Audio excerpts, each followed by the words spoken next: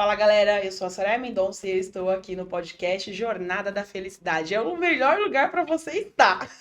É na Jornada da Felicidade com o Dimitrios Asvesta. Falei certo? E hoje vocês vão entender um pouquinho quem é este homem, o que ele faz e qual é a diferença. A gente estava batendo um papo aqui antes e eu, como sempre digo, não sou besta nem nada, já vou fazendo vários downloads de aprendizado. Tá aproveitando a oportunidade. Aproveite sempre. E você também espero que aproveite.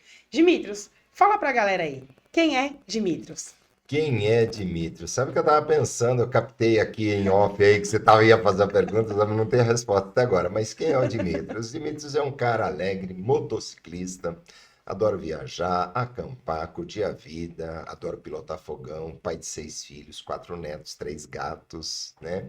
O Dimitrios é um cara entusiasmado pela vida, né? Eu sou apaixonado por viver, conhecer pessoas, lugares, comidinhas típicas diferentes, não gosto de comer muito, mas gosto de comer bem. Então, o Dimitrios é aquela pessoa que, como missão de alma, adora ajudar pessoas a se desenvolverem, despertarem o que as fazem felizes também para viver uma vida com sentido. Nós precisamos de mais pessoas felizes nesse mundo. Então, o Dimitrios é esse cara, né, que quer contribuir de maneira positiva e ser uma influência positiva na vida de qualquer pessoa que cruze o meu caminho.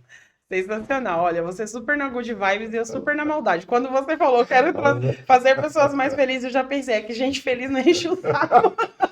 É mais ou menos isso. Mas é isso, né? Disso que se trata. E como surgiu isso?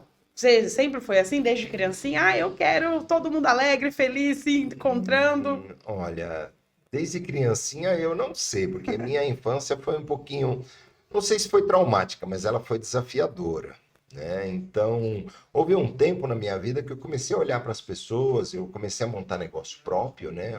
Um determinado tempo, e eu via que meu time de colaboradores precisava de alguma coisa, e de uma maneira, vamos dizer assim, instintiva, eu comecei a trabalhar o desenvolvimento humano da minha equipe, sem saber de desenvolvimento humano, sem ter feito cursos nessa área na época.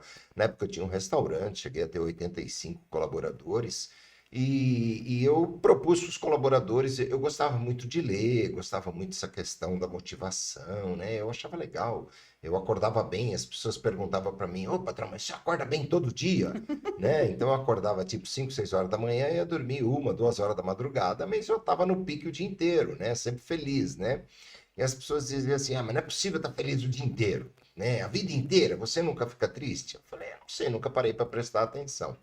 E aí eu montei um esquema de manhã, assim, os funcionários que quisessem vir cedo, né?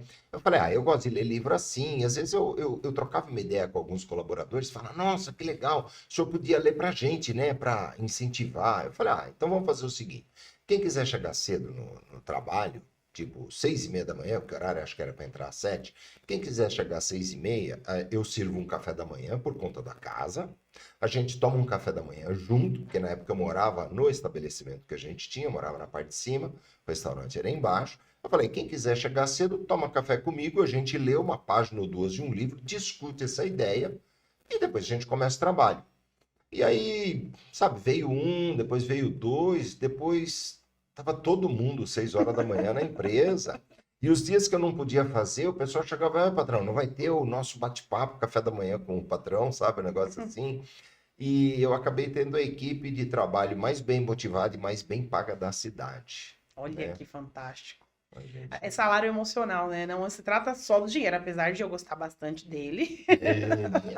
O dinheiro é bom, mas não é só isso, né? O dinheiro é uma ferramenta que a gente tem que saber utilizar. E quando você proporciona informação, é muito mais fácil da pessoa conseguir utilizar. E as pessoas ficavam assim, porque elas começavam a aplicar alguns conceitos na vida delas, e mesmo cada um dentro da sua mais simplicidade, vamos dizer assim, algumas pessoas até numa condição menos favorecida, elas vinham trabalhar felizes, e essa felicidade irradiava no atendimento com os clientes, irradiava com a equipe que estava trabalhando, uns para com os outros, né? Não tinha esse negócio de picuinha, fofoquinha, diz que me diz, você ficou sabendo, e não sei o quê. Lógico, a gente sempre tem lá uma ovelha de uma tonalidade de pelo um pouco mais escura, vamos dizer assim, mas, no geral, o ambiente era disputado as pessoas que queriam trabalhar na Dimitrios, na época Dimitrios Costelaria. né, no interior do estado de São Paulo, a empresa era disputada. Não, nós queremos trabalhar lá, porque lá é o melhor salário, lá é o melhor ambiente. Por quê? Porque os colaboradores, eles se falavam com os outros funcionários de outros restaurantes. O marketing, né? O E verdadeiro aí o marketing que pessoal vem de falava, nossa, dentro. quero trabalhar lá, quero trabalhar, não tem vaga, não tem vaga. E era muito legal, Soraya, porque os funcionários, quando iam comprar alguma coisa numa loja, tipo, sei lá, Casas Bahia da Vida, a loja de móveis, Luiza, chegava lá, tinha que fazer cadastro, né? Aprovar ficha, e tinha aquele momento, falava, você trabalha onde? Ah, trabalho na Dimitrios Costelaria. Ah, você trabalha na Dimitrios? Ah, não, nem precisa de ficha não, manda bala. E aprovava, as pessoas levavam, porque a empresa criou um renome na cidade, mas exatamente por conta disso, né? Dessa alegria, dessa motivação, desse despertar em cada um. E naquela época era alguma coisa assim que não era pensado, era automático eu fazer, porque eu gostava das pessoas, eu gostava de ver as pessoas trabalhando felizes. Isso é muito bom. Porque eu não preciso dar um curso de atendimento para você. Você sabe como você gosta de ser atendido e por que você não atende assim? E geralmente você ia nos lugares, as pessoas sempre estavam de cara amarrada, né? E instintivamente eu fazia isso, mas a minha infância foi totalmente diferente. Eu não tive absolutamente nada disso, você não tem ideia. Então, me conte, não tenho ideia mesmo. Fala pra mim um pouquinho aí da infância, quem foram seus pais, de onde origem do Dimitrios? Então vamos lá. Meu pai e minha mãe são grego-egípcios. Eu venho de uma origem grego-egípcia. Meus avós são gregos e os meus pais nasceram no Cairo, na terra das pirâmides. Porém, meu pai e minha mãe não se conheceram no Egito. Eles moravam assim, tipo, minha mãe morava em São Paulo, meu pai morava em Guarulhos, assim, dentro da cidade, um pouco distante. E meu pai lutou na Segunda Guerra Mundial. Meu pai e minha mãe viveram as atrocidades da Segunda Guerra, porque meu pai nasceu em 22, minha mãe em 32, e vieram para o Brasil em 1954. Vieram de navio. E é uma história interessante, porque por que eles vieram para o Brasil? Porque eles eram considerados pessoas que não tinham uma pátria. Olha como é a ignorância do ser humano, né? Meu pai e minha mãe nasceram no Egito. Só que como os pais deles eram gregos, a pele do cidadão grego, ela é mais clara, ela é branca. E os árabes egípcios, a pele, nós dizemos em grego que é citarenha. Citarenha que é a cor do trigo. O trigo tem uma cor mais caramelada, vamos dizer assim, né? Um pouco mais morenos. Então era muito claro distinguir na rua quem é egípcio e quem é um estrangeiro. E no Egito era assim, você nasceu no Egito, mas você leva a descendência dos seus avós, dos seus pais. E os pais dos meus pais eram gregos. Então, os meus pais não eram considerados egípcios, eram considerados gregos. Na Grécia, eles não eram considerados gregos porque nasceram no Egito. Você não é grego, você é egípcio. E no Egito, você não é egípcio, você é grego. Então, minha mãe conta que quando eles andavam pela rua, os árabes, os egípcios, falavam para eles assim: quando é que vocês vão embora daqui? Nossa, Quando é super que vocês, receptivos, né? quando vocês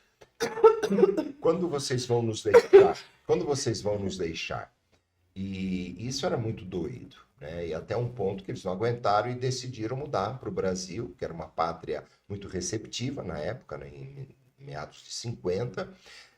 A minha mãe tinha...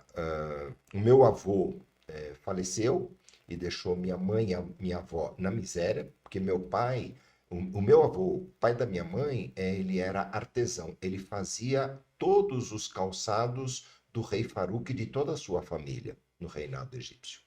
E ele era uma pessoa muito bem querida e muito conceituada. O pai da minha mãe. Certo. Só que ele gostava de apostar em cavalos.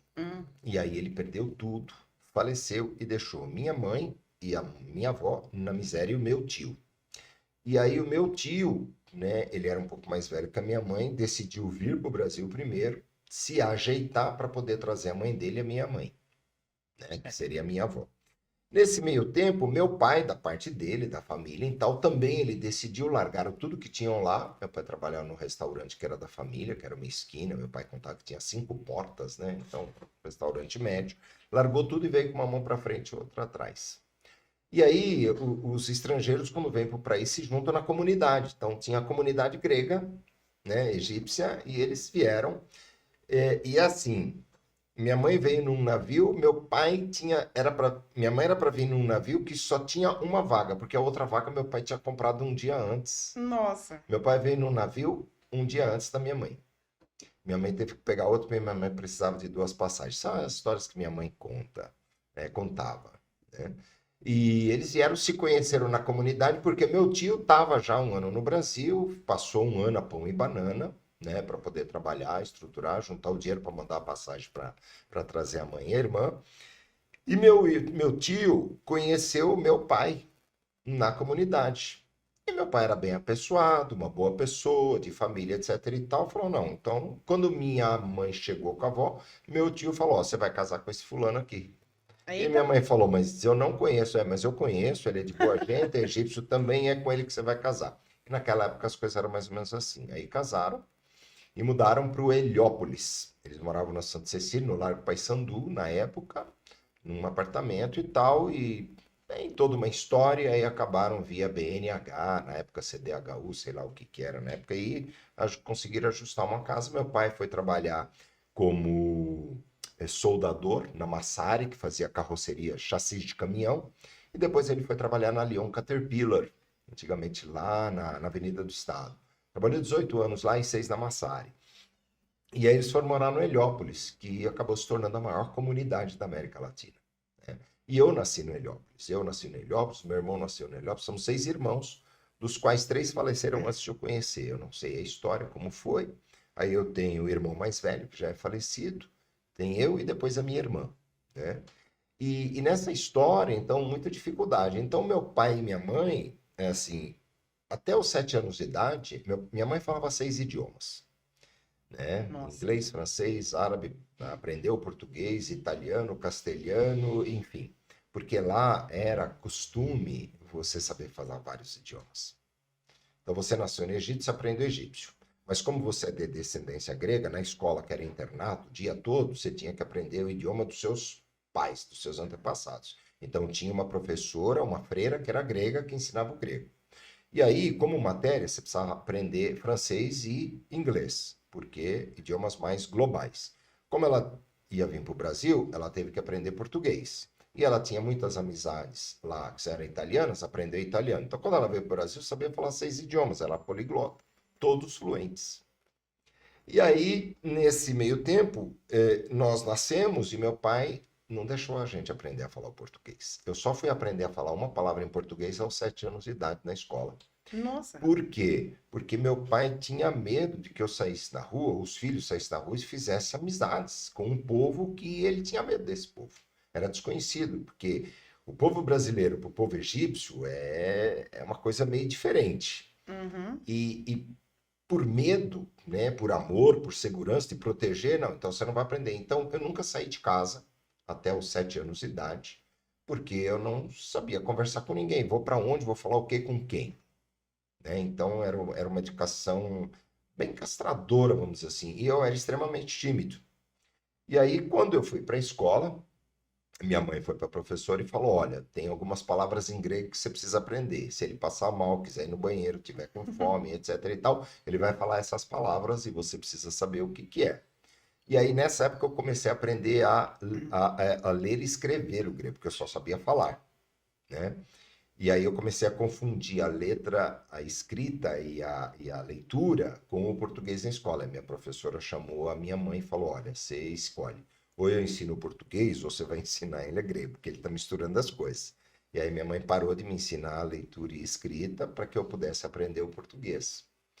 E aí eu tive uma fase cruel na minha vida, por quê? Porque nós éramos de uma família muito simples, muito humilde, sem recursos, né? Vivendo assim com bastante dificuldade.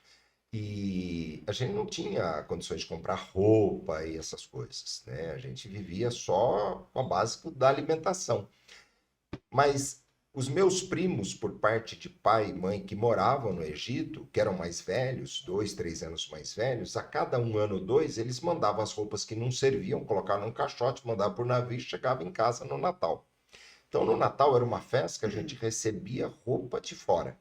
Só que assim, pensa, Brasil é uma moda, Egito é outra. Então era calça de prega, de linho, de lã, tudo coisa muito boa. Só que assim, cores escuras, não tinha nada a ver com a moda Brasil. País tropical. E aí minha mãe, como era costureira, minha mãe ajustava as roupas, porque eram de pessoas 2, 3 anos mais velhos do que nós. E a gente tinha que vestir. Então nós parecíamos meio ETs. O sapato era um sapato maior, tinha que colocar algodão, papelão na frente para poder ajustar o pé. Então a gente ia para a escola e parecia ET. Então naquela época tinha um tal negócio que hoje chama bullying. Mas Uhum. era bem acentuado, não tinha penalidade nenhuma para quem o praticasse. Então, e tinha um Não garoto tinha lá, nome ainda, não né? tinha nome. Tinha uma galera que me perturbava tanto, tanto, e eu era tão travado, tão tímido, tão fechado, que chegava uma hora que me dava um pânico tão grande, eu saía da sala de aula e ia para o banheiro para chorar, de não saber o que fazer, né? Então, essa foi a minha infância, né, do primário, e até que aos 11 para 12 anos de idade, meu pai faleceu de infarto fulminante, foi trabalhar e não voltou mais. E a partir daí a gente teve uma mudança na vida. A gente teve que mudar de São Paulo, porque minha mãe, enquanto minha mãe estava viva, ela passou por 26 cirurgias. Nossa, do quê? Todo, você puder imaginar, catarata, rim, joanete, fígado, um zilhão de coisas. Meu pai entrava de férias, minha mãe internava e passava 30 dias, ou internado ou hospitalizado. Aí depois, e aí surgiu a jornada da felicidade, depois de muito tempo que eu fui descobrir sobre a metafísica da saúde, né? Meu pai era uma pessoa muito honesta, muito trabalhadora, muito correta. Só que ele tinha um lado que nós poderíamos chamar o lado sombra, né? A dor dele de um ciúme imenso. Meu pai era extremamente ciumento. Minha mãe era alegre, divertida, gostava de dançar, pular, cantar, etc e tal. E meu pai muito castrador. Não, não, não, nada. Então, minha mãe, o que acontece? Minha mãe vivia uma dor muito grande de viver castrado o tempo todo. Então, quando meu pai tirava férias no trabalho para ficar em casa, inconscientemente ela se internava para cuidar de um problema de saúde que era alimentado durante o ano e que chegava no momento em que ela marcava sempre a cirurgia quando meu pai entrava de férias. Por quê? Porque ela ficava no hospital enquanto ele ficava em casa em férias cuidando da gente. Quando ele voltava para o trabalho, minha mãe voltava em casa cuidar da gente. Então, a gente viveu assim com algumas dificuldades. Nossa, Esse é um pouquinho da minha história. nossa, deu pra entender.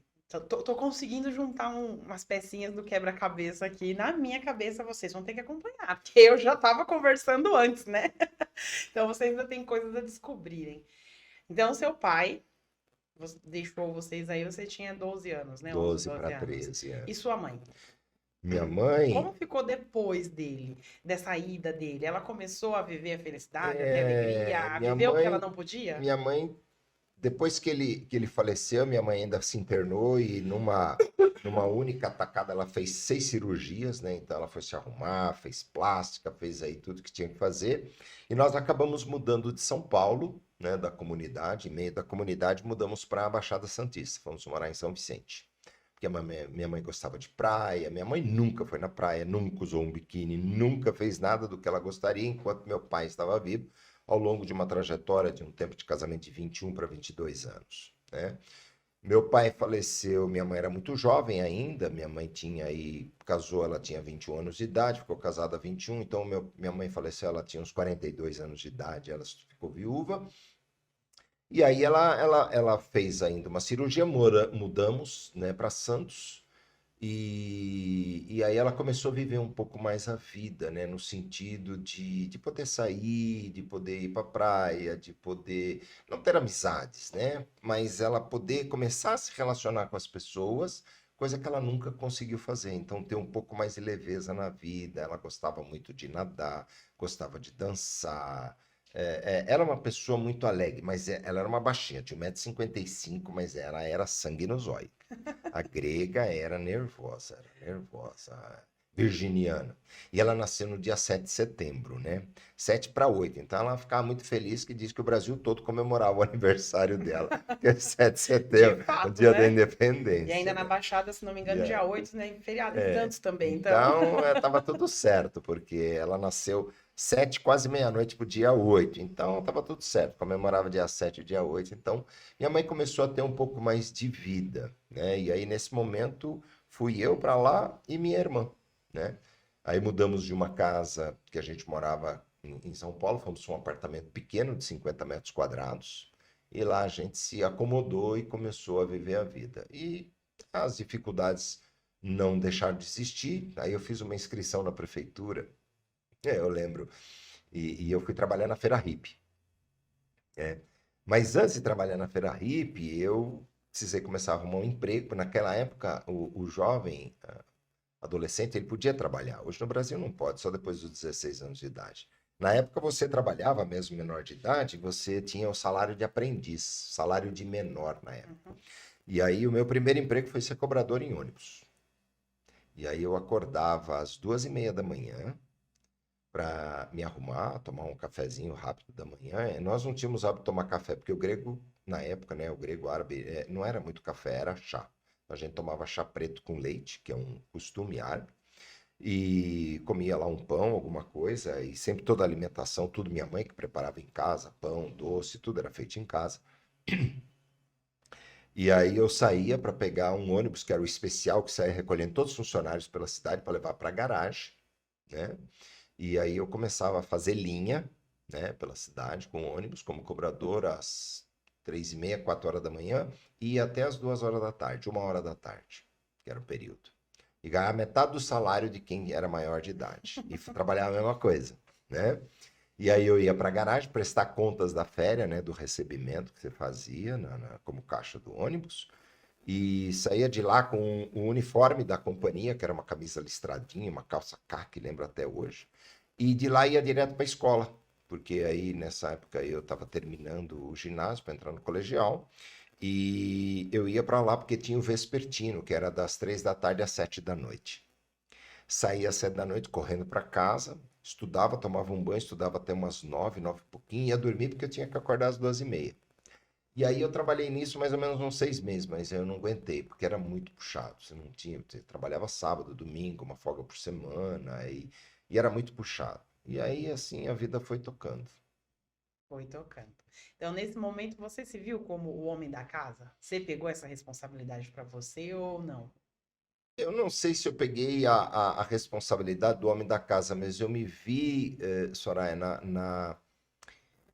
não diria obrigação, mas no carinho, no afeto pela minha mãe, de ajudar a manter as despesas de casa, porque o que minha mãe recebia de pensão, nessa época minha mãe não conseguiu de imediato voltar a trabalhar, porque minha mãe era costureira, trabalhava com alta costura, né? E quando nós mudamos de São Paulo para Santos, a clientela da minha mãe ficou meio que perdida, porque era de São Paulo, né? Então, até ela se reestruturar, levou um tempo. E aí a gente começou, né, a trabalhar. Meu irmão acabou viajando, saiu, foi cuidar da vida dele. E minha irmã era pequena, né? Minha irmã, na época, quando nós mudamos, que meu pai faleceu, minha irmã tinha uns 6 anos de idade, ela era pequenininha ainda, né? Então, nessa época, eu me vi como uma forma de poder trabalhar para poder ajudar a sustentar dentro de casa. E aí eu saí do trabalho de cobrador, e na época eu trabalhava, eu estudava, e tinha uma a gente tinha aula de artes. Você fazia abajur com palito de dente, a gente tinha trabalhos de artesanato, que era desenvolver habilidade. Aí eu peguei e fiz uma inscrição na prefeitura e fui trabalhar na Feira Hippie como artesão. Fazia os trabalhos de madrugada, e no domingo eu ia lá na biquinha, que tinha uma Feira Hippie, montava um lençol lá no chão, colocava os produtos que eu fazia na escola durante a semana toda e ia lá colocar para vender, para poder ajudar a contribuir com as coisas em casa. Foi aí que você começou no mundo empreendedor? Aí com uns 14 anos eu comecei a fazer alguma coisa e aí fui indo, nisso eu fui trabalhando, passei um bom tempo trabalhando com isso, mas também dava pouco, que era só de sábado e domingo. Aí eu falei, preciso fazer mais alguma coisa. Aí fui fazer um curso de elétrica. Eu sempre gostei de eletricidade, hidráulica, aí fui fazer um curso de eletricista encanador. E aí como a gente morava em Santos tem muita turista que vem de São Paulo para apartamento. Chegava fim de semana, precisava trocar lâmpada, pendurar uma cortina e fazer algumas coisas no apartamento. E aí eu falei, putz, tem uma oportunidade aí, né? Porque eu arrumava as coisas em casa que nós não tinha dinheiro para pagar alguém para fazer. Então eu fiz um curso por correspondência, né? Porque tinha uns cursos de correspondência. Certificado, eu tenho a pilha em casa. E aí eu fiz um curso E eu falei, vou trabalhar com isso. E aí eu fiz um cartãozinho de visita, eu tenho guardado até hoje. O cabeçalho dele era assim, qualquer serviço, a qualquer hora.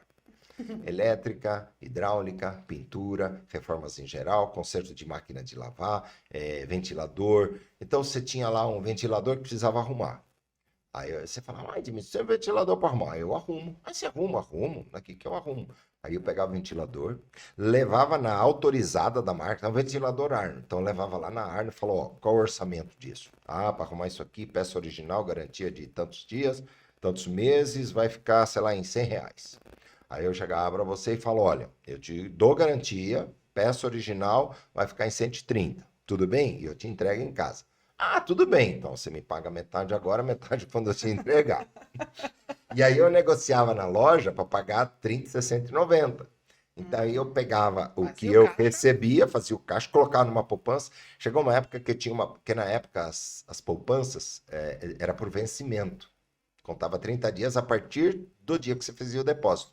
Chegou uma época que eu tinha um vencimento por dia. Todo dia eu tinha uma poupança vencendo, porque eu recebia dos clientes e negociava com quem me prestava o serviço então, e aí eu fui indo. Aí eu me tornei especialista em Brastemp, conserto de máquina de lavar. Aí eu comecei a arrumar máquina. Aí eu comecei de bicicleta, né? Andava a Baixada Santista inteira de bicicleta, carregando máquina de lavar. Imagina pegar uma máquina Brastemp, colocar isso na bicicleta e levar para o apartamento para arrumar dentro do apartamento, na área de serviço. Desmontava a máquina e eu trabalhava durante a noite, a madrugada toda. Ai, tem tanta história, Soraya, que você não acredita. Tem muita história. E aí foi uma época que eu ganhei um bom dinheiro, porque as pessoas me chamavam, descia de São Paulo e eu começava o boca a boca. E aí eu comecei a prestar serviço para banco, para escola, arrumar telhado, vazamento, calha, caixa d'água. Aí eu comecei a contratar gente para vir trabalhar comigo, que eu não dava conta de fazer.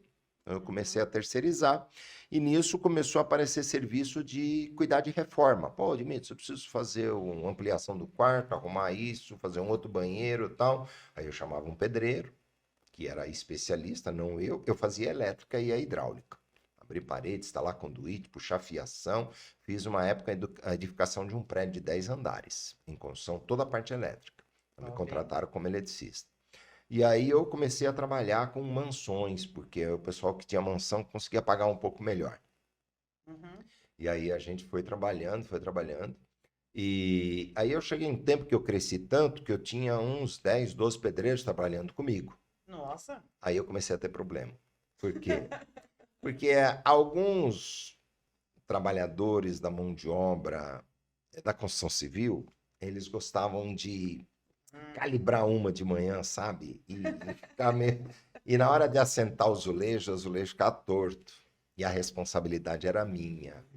E aí o que acontece? Eu tinha prazo para entregar, o pedreiro não vinha, porque ele brigou com a mulher, bebia todos no fim de semana, não vinha trabalhar na segunda, chegava tarde, chegava bêbado. E aí eu comecei a ter problemas com quem é que me contratava, que era o dono da casa, que falava, a responsabilidade é sua, tem um contrato com você. E aí tinha que refazer obra, refazer trabalho, e aí eu comecei a falar, não, parei. Aí eu falei, não, parei. E aí eu falei, não, encerrei as obras, falei, não, não é para mim essa área, não consigo lidar com esse tipo de pessoas sem desmerecer, mas não é a minha praia. Porque, Soraya, se você não tem responsabilidade para cumprir aquilo que você assumiu comigo, eu não vou ficar agora te dando lição de moral. Pô, você bebeu, você não bebeu, não é da minha área, mas você vai prejudicar o meu trabalho. Eu não tenho como educar você nessa parte. Comprometimento é de dentro, Então eu falei, né? não dá, eu vou arrumar uma dor de cabeça que não é para mim, né? E aí eu decidi mudar, e aí eu mudei radicalmente, eu fui ser caminhoneiro. Não é, as mudanças do Dimitrios não são Não, mudancinhas, assim, eu não, não não, mudei não. do A pro B, eu mudei do A pro Z, já vou lá. Não, porque assim, meu sonho desde pequeno sempre foi viajar. Isso é uma coisa. Admito que você sonhava sempre desde pequeno, viajar. Meu sonho era viajar. Meu sonho, na realidade, quando eu era pequeno, era ser motorista da Cometa. Porque pensa assim, no mundo empresarial, no mundo do trabalho, para você ser reconhecido, ou você era funcionário do Banco do Brasil, Sim. funcionário da Petrobras, ou você era motorista da Cometa. E eu adorava viajar. Então, quando eu ingressei para trabalhar como cobrador em ônibus, apesar de que eu precisava trabalhar para ajudar em casa, mas o meu foco era, eu fiz um raciocínio aqui na minha cabeça pensante. Eu vou trabalhar de cobrador na empresa de ônibus. Quando eu fizer a maioridade, eu já vou ter trabalhado aí, porque eu comecei com 13 para 14, até os 18, eu vou ter trabalhado já quase uns 5 anos. Com 5 anos eu tiro carta, e aí eu peço para a companhia me passar para motorista. Por quê? Para você trabalhar como motorista na Cometa, você já precisaria ser motorista de ônibus comum de linha ou de caminhão, pelo menos de 2 a 5 anos. Você tinha que ter um histórico. Eu falei, eu começo na companhia como cobrador, vou ser motorista, trabalho como motorista há uns 2, 3 anos, faço meu histórico, vamos dizer assim, impecável, aí eu vou para a Cometa. Aí na Cometa eu vou ser o top of the best. E na época era aquela coisa. Por quê? Porque meu sonho era ter um Landau, meu sonho era ter um Dodge Charger RT, né? Para quem gosta desses carros, meu sonho era ter uma chácara na beira de um riacho, cuidar dos patos e eu gosto muito de animais. Qualquer tipo de animal eu curto. Menos cobra, rato, coisas assim, mas enfim. E aí eu fiz um desenho mental, falei, vou fazer essa trajetória.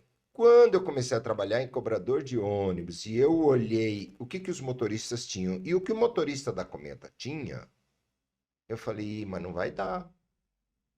Porque nenhum motorista da Cometa tinha Dodge, nenhum motorista tinha Landau, nenhum tinha chácara. Aliás, todo mundo viajava e mal sustentava a família. Eu falei, isso não vai dar, mas eu quero viajar. Então vou ser motorista de carreta. Meu sonho era ser motorista de carreta frigorífica. Viajar, buscar maçã nas manzanas lá na Argentina, vir para o Brasil. E essa era a minha vontade. E aí eu fiz essa trajetória. Aí eu comecei a trabalhar numa fornecedora de navios em Santos, que era a PH Papadax, nem sei se existe até hoje. E eu fornecia rancho para tripulação de navio. Era uma empresa que fazia esse tipo de trabalho. Então o navio atraca, tem uma empresa que cuida de toda a tripulação, manutenção do navio, levar comida para a próxima viagem e tal. E aí eu fui caminhoneiro, então comecei a viajar todos os portos. São Paulo, Rio, Paranaguá, Criciúma, viajava os portos do Barão para levar rancho para navio com caminhão. Então fui caminhoneiro durante uns 2 anos, mas também não deu muito certo, porque eu falei, vida de caminhoneiro também não dá certo, não vai funcionar para aquilo que eu quero, né? E aí eu mudei radicalmente. Meu Deus, aí virou o quê? Eu mudei radicalmente. Mudei radicalmente, eu falei, caramba, eu quero viajar. E eu já sei, eu vou ser representante comercial. Que representante comercial viaja. Mas na época eu não tinha carro e eu também sempre gostei muito de andar de moto. Meu sonho era ter uma moto, né? E aí, aos 16 anos de idade, eu trabalhava com prestação de serviços, né? Com elétrica, hidráulica, fazia tudo. E falei, eu quero comprar uma moto. Porque eu andava só de bicicleta. Mas eu quero uma moto. E aí eu falei, como é que eu vou comprar uma moto? Aí eu comprei uma cota de consórcio. Para pagar em 5 anos, né? 60 meses. E aí o que eu fiz? Todo mês, eu, em vez de sair, bagunçar com os amigos, etc e tal, eu juntava o dinheiro para pagar 2, 3 parcelas. Quando eu quando eu completei 18 anos de idade, eu tinha quitado a moto. De 5 eu paguei ela em 2 anos. E aí a promessa da minha mãe era assim, quando você completar 18 anos, eu vou te dar de presente a carteira de motorista. Eu falei, moto e carro. Não, moto não, só carro. Não, moto e carro. Tá bom. Aí, na época, consegui tirar carro e moto. Então é assim, é muito legal, porque nessa história eu tirei a carta de motorista quando completei 18 anos, né? Que meu aniversário, eu sou libriano, eu sou de outubro, dia 17 de outubro, Dia Nacional do Eletricista. Olha que coisa, né? E aí eu tirei a carteira em outubro, eu fiz aniversário em outubro, no começo do ano seguinte eu fui fazer aulas de autoescola e tal. Quando foi em abril, eu tirei a carta, porque tinha um período, tinha que fazer aula, aquelas coisas. Não era que nem hoje, mas quando foi em meados de abril, eu tirei a carteira. E quando foi mais ou menos em março, fevereiro, março, quitei a moto e saquei a moto zero na concessionária. Só que eu só ia poder pegar a moto quando tinha pego a carteira. Então foi mais ou menos assim. Segunda-feira eu peguei a carteira numa semana de abril, que era a semana da Páscoa. E quinta-feira é quinta-feira da paixão, sexta Quinta-feira de aleluia. de aleluia, sexta Da da paixão. paixão, sábado De e domingo, aleluia. enfim, Isso. mais ou menos, você entende bem. Segunda-feira eu peguei a carteira, quarta-feira eu peguei a moto na concessionária, uma 125, zerinho. E na quinta-feira eu viajei. Nunca tinha andado de moto na minha vida, a não ser as aulas na autoescola.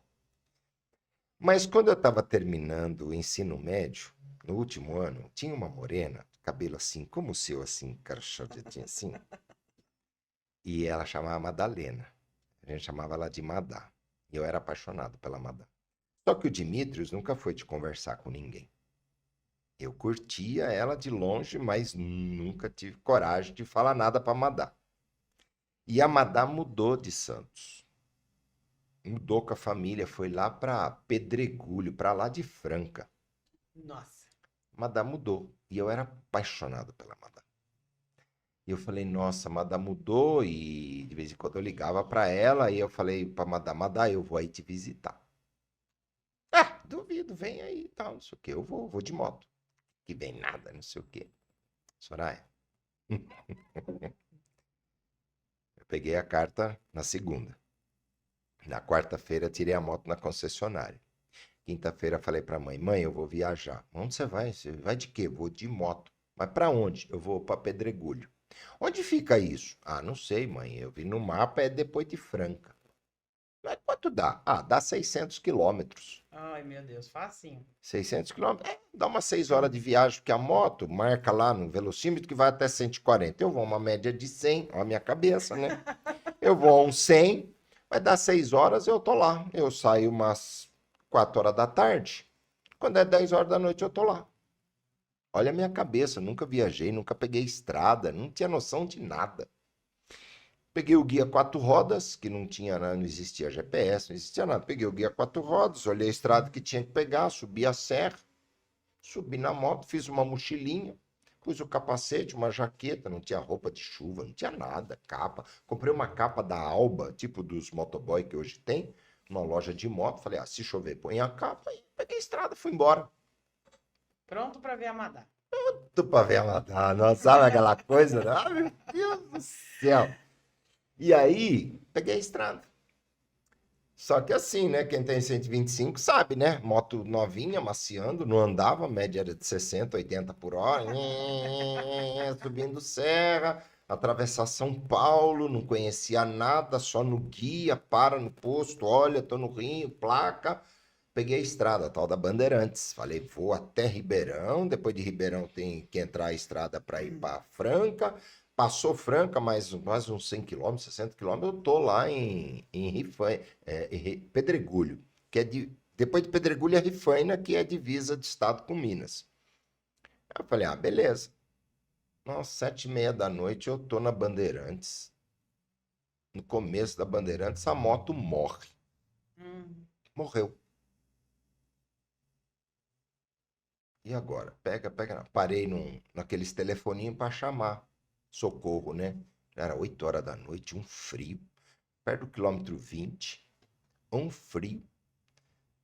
Aí o rapaz lá do telefone, ó, a senhora aguarda aí, fim de semana prolongado, sabe? Quinta-feira, assim. Cheio.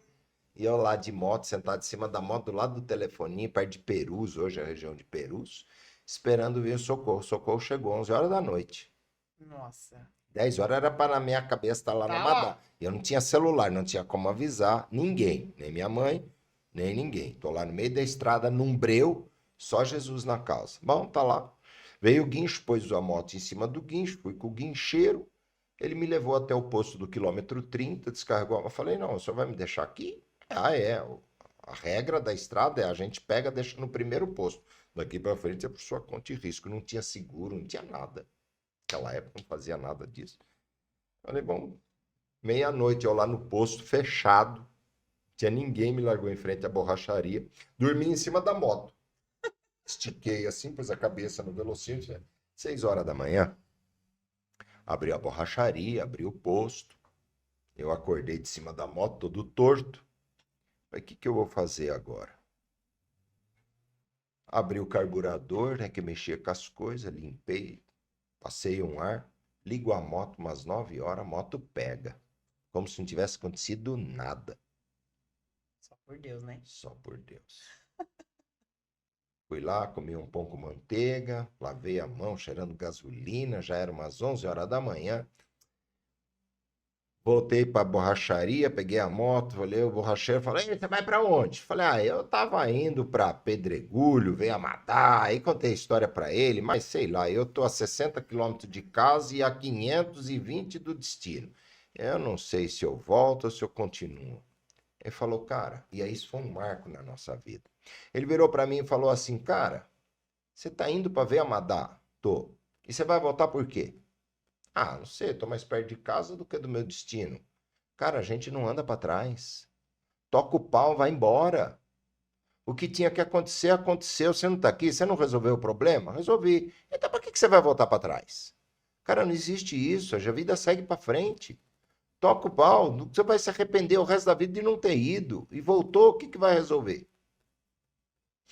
Aí eu, enchi os pulmão, falei, tá bom, subi na moto, cheguei meia-noite na casa da Madá. A viagem não acabava nunca. Foi chuva, foi granizo, foi vento, foi pensa, né? Foi um supletivo de pilotagem de moto, né, também. Quem nunca viu? Mas eu cheguei. Então, sabe, sem N histórias, mas essa foi uma história que me marcou bastante, marcou bastante.